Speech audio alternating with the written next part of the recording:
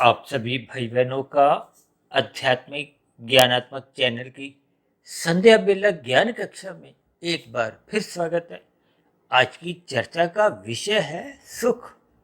देखिए, हमने सुख की दो स्थितियां अलग अलग रंगों के साथ दर्शाई हैं और इन स्थितियों को आप बहुत ही ध्यान से और चित्र पर नजर बनाए रखते हुए यदि वीडियो सुनोगे तो बात की गहराई तह तक आपको समझ में आ जाएगी कि कैसे ये सतोगुण, रजोगुण और तमोगुण ये अपना अपना लक्षणों के आधार पे कार्य करते हैं, जिसको मनुष्य समझ नहीं पाता।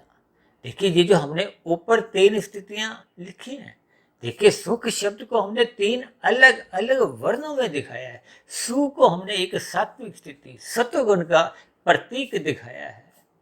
रा को हमने देखिए एक राजसी स्थिति से दर्शाया है और वा को हमने यहाँ एक तामसी स्थिति से दर्शाया है। यानी कि ये माया के त्रिगुणात्मक स्थितियों का यहाँ बोध करवाया है। या यूं को कि ये जो सुख की स्थितियां हैं ये सात्विक भी होती हैं, राजसी भी होती हैं, तामसी भी होती हैं। लेकिन तामसी स्थितियों का तो शास्त्र ही विरोध करते हैं, निंदा करते हैं। क्योंकि तामसी सुख का अभिप्राय क्या है कि जब आप राशि सुखों को छीन कर देते हो या शास्त्र विरुद्ध जो जो पदार्थ कहे गए हैं।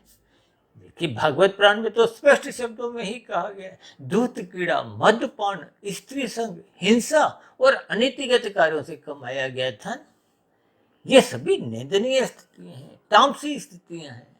ये पाप कर्मों में मनुष्य को लिप्त करवाती हैं। इन स्थितियों का संग होने मात्र से मनुष्य कब कितने पाप कर्म करने को बाध्य हो जाता है, मनुष्य को इसका बोध ही नहीं होता। हालांकि शास्त्रों में तो स्पष्ट शब्दों में कहा गया है, रजोगुण तमोगुण दोनों गुण बंधनदायक है। ये मनुष्य को बांधते हैं संसार से, जगत से, 84 लाख प्रकार की जोनियों से। जबकि सतोगुण को सपेश दृष्टिकोण से एक मुक्तिदायक स्थिति कहेगी।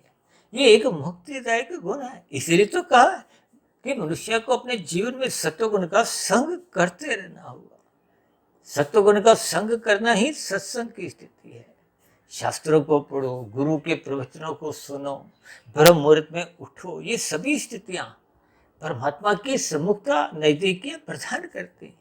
हम तो बार बार कहते रहते हैं, रात को मनात्मक स्थितियों से बचो। वो तामसी स्थितियां हैं, भोगों में लिप्त करवाती हैं और सुबह ब्रह्म मुहूर्त में उठने से रोकती हैं। देखिए, जब आप देरी तक जागते रहते हो तो सुबह ब्रह्म मुहूर्त समय विशेष में मनुष्य जग नहीं पाता। देखिए, इन सभी स्थितियों के सूक्ष्म अर्थ, भावार्थ आप जैसे जैसे समझते जाओगे तो प्रकृति की त्रिगुणात्मक स्थितियों का आपको हमें बोध होने लगेगा। ये सात्विक सुख ज्ञान में सुख है।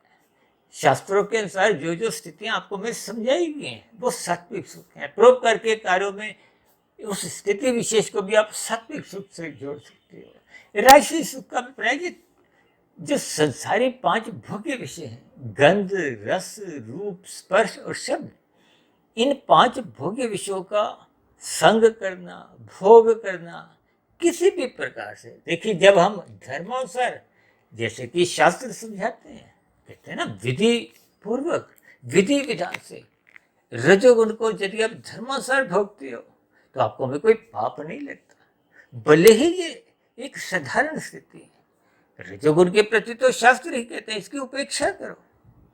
उपेक्षा का मतलब इसमें आपने रुचि नहीं लेनी, मात्र स्थूल शरीर की अवस्था तक ही इनका संग करो ताकि जीवन निर्वाह, परिवार का निर्वाह एक कुशलता पूर्वक चलता रहे। लेकिन जब बुद्धि रस लेने लगती है, रस बुद्धि द्वारा इन 5 भोगी विषयों का सुख भोगते हैं, तो आपके हमारी ज्ञानेन्द्रिया, नाक, जिभा, आंख, त्वचा, कान, ये व्यसनों का भोगने की एक आदत हो जाती है, आदत पड़ जाती है। और यही फिर आदत जब एक गहरे तल पे पड़ जाती है, मनुष्य फिर प्रमाद में आ जाता है, तमोगुण में गिरने लगता है। अब तमोगुण में वो आवश्यक पुरुषार्थ नए सिरे से कर नहीं पाता, आलस के कारण विषय भोगों का सुख भोगने का जो एक व्यसनी बन जाता है, तो फिर मनुष्य तमोगुण में गिर जाता है। फिर ये जो हाथ पैर वाणी, लिंग, गुदा, कर्मेंद्रिय, ये निषेध कर्म कानून का भी उल्लंघन करते हैं, शास्त्र के विरुद्ध भी पाप कर्म करने से हिचकते नहीं। इसलिए तो हमने देखी ये दूसरी पंक्ति में वो जो रा और वाह है, वो दोनों स्थितियां जब मिल जाती हैं तो एक खा की स्थिति बनती है। देखिए ये एक दार्शनिक स्थिति है, इसको अपने शब्दों के अर्थ भी पकड़ने हैं, इनके भावार्थ भी पकड़ने हैं। यानी कि जब ये दोनों पास आते हैं, पास कब आते हैं? जब ये सतोगुण से अपना नाता तोड़ देते हैं, या यूं को कि सतोगुण की लगाम जैसे ही कमजोर होती है तो राशि भोग विषय नाचने लगते हैं, आवारागर्दी में लिप्त रहने लगते हैं। यही ज्ञान उपदेश तो भगवान श्री कृष्ण जी ने गीता में समझाया है कि 5 घोड़ों की लगाम, 5 विषयों की लगाम, उसको एक परमात्मा की निगरानी में, क्योंकि लगाम को परमात्मा ने अपने हाथ में रखा है। यही ज्ञान उपदेश दिया है कि हमें गुरु की आज्ञा में अपने जीवन को व्यवस्थित रखना है, संतुलित रखना है, अनुशासित रखना है। देखिए शास्त्र को हो, गुरु को, एक ही बात है। गुरु भी आपको शास्त्र के ही अनुसार ही ज्ञान में स्थितियों से अवगत कराते हैं। और इन सभी स्थितियों को जब हम ब्रह्म मुहूर्त में चिंतन करते हैं, मनन करते हैं, शोध करते हैं, तो निश्चित रूप से आपके मेरे कार्य शरीर में शुभ संस्कार बनते जाते हैं, जिसके फलस्वरूप जो पहले के बुरे संस्कार बने हुए थे, राशि तामसी, उनको कमजोर करते हैं, फिर धीरे धीरे उनको समाप्त करते हैं, दग्ध बीज करते हैं। तो फिर ऐसी स्थिति में मन बुद्धि के स्तर पर बुरे विचार आते ही नहीं है, बुरे फुरने आते ही नहीं है। जो पहले बुरे फुरने आते थे वो स्थूल शरीर के स्तर को, ज्ञानेंद्रियों को बाध्य कर देते थे, धक्का देते थे भोगने के लिए।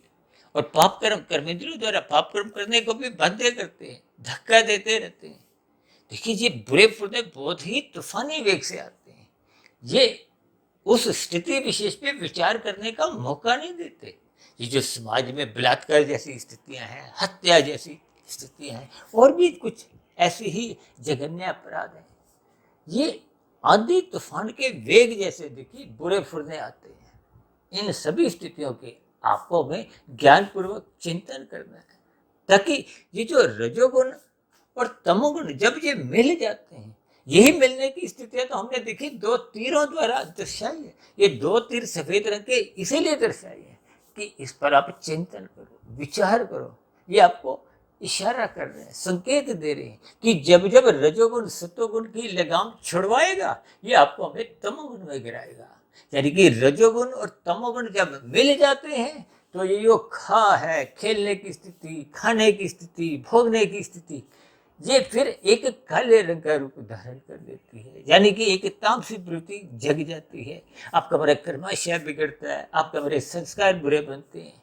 इन सभी स्थितियों के फलस्वरूप मनुष्य की फिर मरने के बाद अधोगति की स्थितियां सहज ही बनने लगती हैं, क्योंकि कर्माशय बिगड़ गया, संस्कार बिगड़ गए। इसका मुख्य कारण तो देखिए रजोगुण ही था।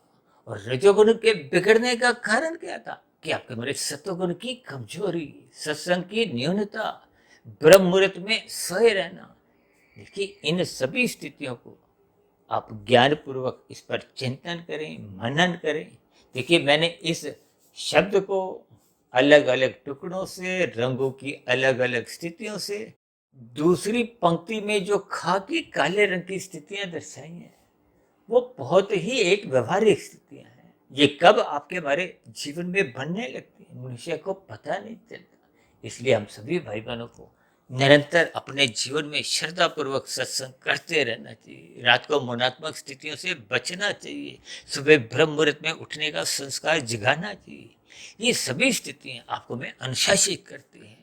फिर दिन में ये जो राशि स्थितियां, संसारी आकर्षण, विषय भोगों की गंध, रस, रूप, स्पर्श, शब्द, ये जब मंडराते हैं, आपके इर्द गिर्द छलांगे लगाते हैं, तो फिर मनुष्य इन विषयों के आकर्षण से अपने आप को फिसलने नहीं देता, क्योंकि उसका सत्वगुण प्रधान है।